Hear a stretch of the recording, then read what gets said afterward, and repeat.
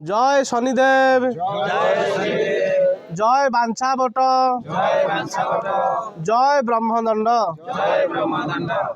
বর্তমান আজি শনিবার আমার ব্রহ্মদণ্ডর চিকিৎসা সেবা চালুছি। বর্তমান আমার জনে রোগী অনেক সুখদেব পরিড়া, যে কি ওড়িশার জনে সুনামধন্য ঘোড়া নাচর গায়ক, যে কি প্রার্থনা চ্যানেল আমার অল ইন্ডিয়া রেডিও ସବୁଥିରେ ଯେ କି ଚିକିତ୍ସା ସେବା କରିଛନ୍ତି। ତାଙ୍କ ପୁଅମାନେ ମଧ୍ୟ ଉଚ୍ଚ ଶିକ୍ଷିତ, ସରକାରୀ ମେଡ଼ିକାଲରେ ମଧ୍ୟ ଜଣେ ଚାକିରି କରିଛନ୍ତି, ଜଣେ ପୁଅ ପ୍ରଫେସର ଅଛନ୍ତି। ଯାହାଙ୍କୁ ଡାକ୍ତରମାନେ କହିଥିଲେ ଗଳାରେ କ୍ୟାନ୍ସର ହେଇଛି, ଖାଦ୍ୟ ଖାଇପାରୁନଥିଲେ। କିଭଳି ଭାବରେ ଆଶ୍ରମ କଥା ଶୁଣିଲେ, କେମିତି କ୍ୟାନ୍ସର ଭଳି ମାରାତ୍ମକ ରୋଗରୁ ସେ ଆଜି ମୁକ୍ତ ଲାଭ କରିଛନ୍ତି, ସେ ତାଙ୍କ ଅନୁଭୂତି କହିବେ, ଆମେ ସମସ୍ତେ ଶ୍ରବଣ କରିବା। ଜୟ ସୁଖଦେବ ପରିଡ଼ା, ଖଣ୍ଡତରୀ। ଆଜ୍ଞା, ମୁଁ କିମ୍ସ ମେଡ଼ିକାଲରେ ରହିଲି 30 ଦିନ। ଚିକିତ୍ସା ହେଲି। ଚିକିତ୍ସା ହେବା ପରେ ଡକ୍ଟର କହିଲେ ଯେ କ୍ୟାନ୍ସର। ତେଣୁ କ'ଣ କରିବି, ମୁଁ ଫେରି ଆସିଲି ଘରକୁ। ଆଉ ପିଲାମାନେ ସମସ୍ତେ କହିଲେ ତୁମେ ଘରେ ରୁହ, ଆଉ କିଛି କରିବ ନାହିଁ, ଘରେ କିଛି କରିବା ଦରକାର ନାହିଁ, ଘରେ ବସ ଖାଅ।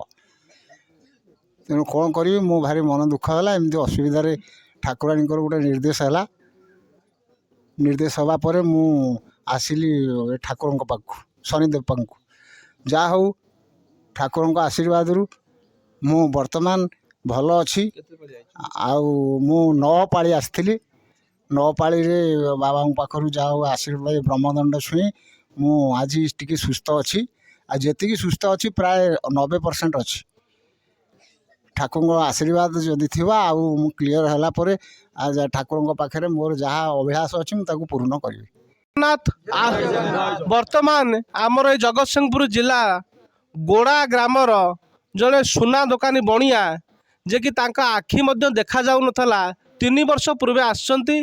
ତାଙ୍କ କେତେ ପାଳି ବ୍ରହ୍ମଦଣ୍ଡ ଦେଲା ପରେ ତାଙ୍କ ଆଖିକି ଦେଖାଯାଇଛି, ତାଙ୍କର ଅନୁଭୂତିପୂର୍ଣ୍ଣ ବାର୍ତ୍ତା ପ୍ରଦାନ କରିବେ। ମୁଁ ଜଟାଧାରୀ ସାହୁ। ମୁଁ 4-5 ପାଳି ଆସିବା ଭିତରେ ମୋ ଆଖି ଭଲ ହେଇଗଲା। ଦେଖାଯାଉନଥିଲା କେତେ ଦିନ ହେଲେ?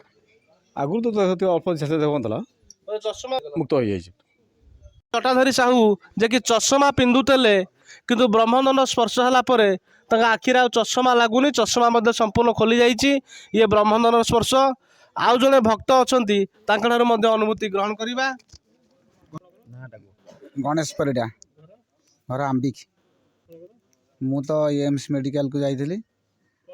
ଗଲା ପରେ ଡକ୍ଟର କହିଲେ ଯେଉଁ ଆଣ୍ଠୁଗଣ୍ଠି ବାତ, ଗ୍ୟାସ୍, ଡାଇବେଟିସ୍, ବିଭିନ୍ନ ପ୍ରକାର ରୋଗ, ଯାହାକି ମୁଁ ବହୁତ ଆଜି 6 ମାସ ହେଲା ମୁଁ ଘରେ ଥିଲି।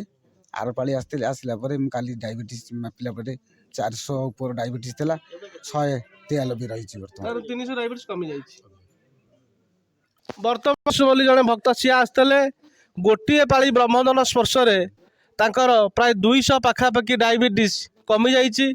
ତେଣୁ ଏ ଯେଉଁ ବ୍ରହ୍ମଦଣ୍ଡର ସ୍ପର୍ଶ ଚିକିତ୍ସା କରାଗଲେ, ଆମେ ତ ଦୀର୍ଘ ଦିନ ଧରି କରିଛୁ, ଅନେକ ଚ୍ୟାନେଲରେ, ଟିଭି ଚ୍ୟାନେଲ ମାନଙ୍କରେ ଅନେକ ଭିଡ଼ିଓ ହେଇଛି, କିନ୍ତୁ 4 ମାସ ହେଲାଣି ଆମର ଭିଡ଼ିଓ ପ୍ରସ୍ତୁତ ହୋଇନଥିଲା।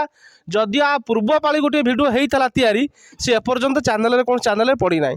ଇଏ ଭିଡ଼ିଓ କରିବାର ଉଦ୍ଦେଶ୍ୟ କ'ଣ ନା, ଇଏ ଯେତେ ବାର୍ତ୍ତାଟି ଦୂର ଦୂରାନ୍ତର ପର୍ଯ୍ୟନ୍ତ ଯିବ, ଭକ୍ତମାନଙ୍କ ପାଖରେ ପହଞ୍ଚିବ, ସମସ୍ତେ ଭକ୍ତମାନେ ଆସିପାରିବେ ଏବଂ ରୋଗ ମୁକ୍ତି ହେଇପାରିବେ।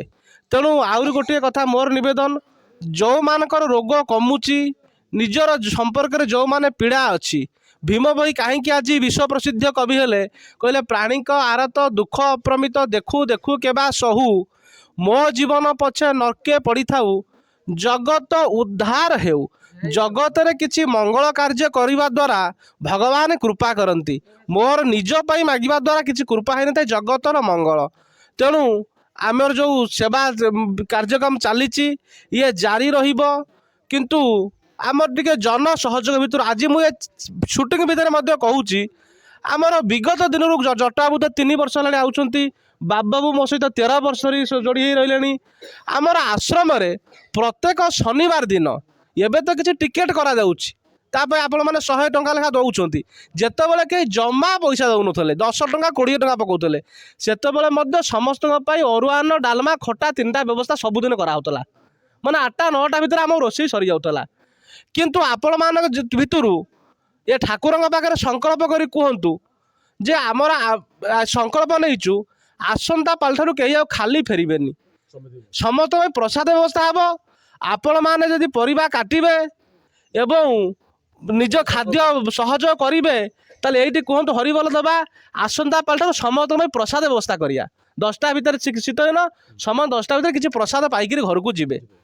ତେଣୁ ଯେଉଁ ପଇସା ଆପଣ ଟିକେଟ୍ ପାଇଁ ଦେଉଛନ୍ତି ସେ ଆପଣଙ୍କ ସେବାରେ ଲାଗିପାରିବ।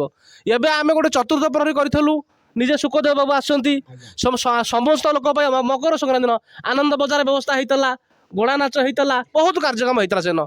ତେଣୁ ଇଏ ଯେଉଁ ଘରଟି ଆପଣମାନଙ୍କ ସେଇ ଟିକେଟ୍ ପଇସାରେ ଘରଟି ତିଆରି ହେଇଛି, ଇଏ ପ୍ଲାଷ୍ଟର ହେଉଛି, ଗୋଟେ ଲାଟ୍ରିନ୍ କରିବା ପାଇଁ ଚିନ୍ତା ଅଛି 2-3ଟା, ବହୁତ ସେବା ଲାଗିବ।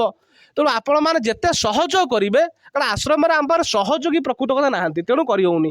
ଆଉ ଗୋଟିଏ ମୁଁ ନିବେଦନ କରିବି, ଆସନ୍ତା ପାଳି ସମସ୍ତେ କିଛି କିଛି ଖଲିପତ୍ର, ପ୍ଲାଷ୍ଟିକ ପତ୍ର ଆଣିବନି, ଖଲିପତ୍ର ଆଣନ୍ତୁ। ଆଶ୍ରମ ତରଫରୁ ସମସ୍ତ ଭକ୍ତଙ୍କ ପାଇଁ ପ୍ରସାଦ ବ୍ୟବସ୍ଥା ଆମେ ରଖିବା। ଆଉ ଗୋଟିଏ ସଂକଳ୍ପ ନିଅନ୍ତୁ ଶନିଦେବଙ୍କ ପାଖରେ। ଶନିଦେବ ହେଉଛନ୍ତି ନ୍ୟାୟର ଦେବତା, ଯେ କି ନ୍ୟାୟ ପ୍ରଦାନ କରନ୍ତି। ତାଙ୍କର ନୀତି ନିୟମ ଅନୁସାରେ ଆପଣମାନେ ଗୋଟିଏ ଚେଷ୍ଟା କରନ୍ତୁ ଯେ କି ଇଏ ଯେଉଁ ରୋଗୀମାନଙ୍କ ବାର୍ତ୍ତା ଦୂର ଦୂରାନ୍ତକୁ ପ୍ରେରଣ କରିବା। ଏବଂ ଆମର ସେ ଠିକଣା ମଧ୍ୟ ମୁଁ ଚ୍ୟାନେଲ ମାଧ୍ୟମରେ ଆଉ ଥରେ କହି ରଖୁଛି, ଯେକୌଣସି ସ୍ଥାନ ଆସିଲେ କଟକ ଆସିବାକୁ ପଡ଼ିବ, କଟକରୁ ଜଗତସିଂହପୁର ଜିଲ୍ଲା ଆସିବେ, ଜଗତସିଂହପୁର ଠାରୁ ବାଲିକୁଦା ରାସ୍ତାରେ ଆସିଲେ ବାଲିକୁଦା ପୂର୍ବରୁ ପଡ଼ିବ ଗୋପାଳପୁର ଛକ, ସେ ଗୋପାଳପୁର ଛକ ପାଖରୁ ଗୋଗୋଳ ଗ୍ରାମ ଶନି ମନ୍ଦିର ପଚାରି ଆପଣମାନେ ଆସିପାରିବେ। ଆମର ମୋବାଇଲ ନମ୍ବର ମଧ୍ୟ ଗୋଟେ କହୁଛୁ 9668697827। ଏ ନମ୍ବରରେ ଆମେ ଆପଣମାନେ ଚାହିଁଲେ ଯୋଗାଯୋଗ କରିବେ। ଏବେ ସମସ୍ତେ କୁହନ୍ତୁ ଜୟ ଶନିଦେବ ମହାରାଜ କି, ଜୟ ଶନିଦେବ ମହାରାଜ କି, ଜୟ ବାଞ୍ଛା ବଟ କି, ଜୟ ବାଞ୍ଛା ବଟ କି। ଶନିଦେବଙ୍କ କୃପାରୁ ସମସ୍ତଙ୍କୁ ଆରୋଗ୍ୟ ମିଳୁ, ସୁଖ ମିଳୁ, ଶାନ୍ତି ମିଳୁ, ବହୁଳ ଆନନ୍ଦ ଏକ ବାର।